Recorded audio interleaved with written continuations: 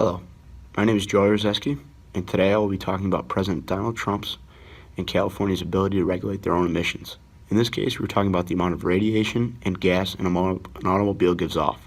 Since the 1970s, California has been able to decide their own emission standards. Emission standards include everything in the car that affects the greenhouse gases it produces. California for decades have been implementing regulations over the past decades to limit the emissions given off by the vehicle. In the past couple months, Donald Trump has taken away California's right to regulate their own emissions. Threatening their progress could have irreversible effects on the environment, while at the same time improving California's economy. To understand this complex issue of California emission standards, we must first learn the history of emission regulations in California. Back in 1967, California governor at the time, Ronald Reagan, established the California Air Board to fight air pollution. Then, in 1970, when Richard Nixon was president, he signed the Clean Air Act, which gave California the right to regulate their own air pollution. And ever since then, California has set their own emission standards. California has been known to disagree with Donald Trump and the federal government over numerous issues, filing over 50 suits against them.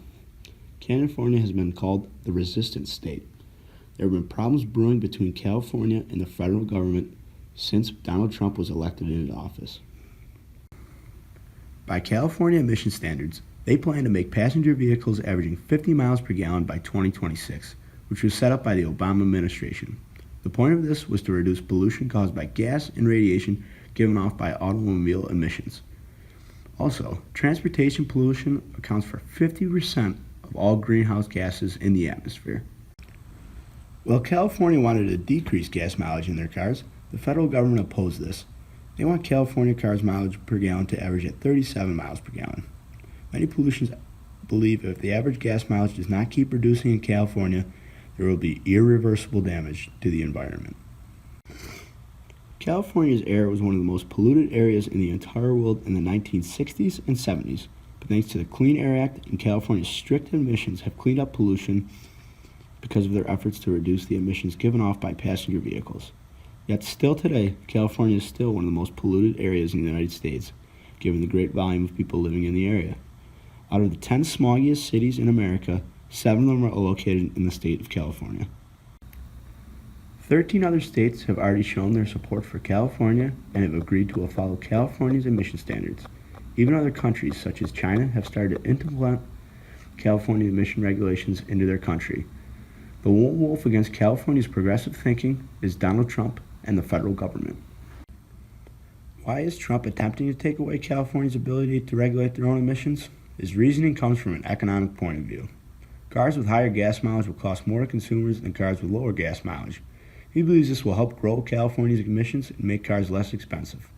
Experts estimate that consumers would lose out on $460 billion due to the emission standards. Consumers may lose out on money on the initial purchase of cars, yet they can still save money on gas with more money put into cutting pollution.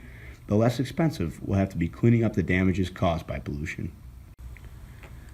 In the last couple years, there have been breakthroughs in making cars less expensive, such as electric cars. Jeff Bezos, the CEO of Amazon, has voiced his support for California's regulations and its innovation of electric cars. Experts estimate that the state's stricter car regulations will produce close to 250,000 jobs. People may ask, is Trump allowed to take away California's ability to regulate their own emissions? The United States court system will have to decide that in the coming months.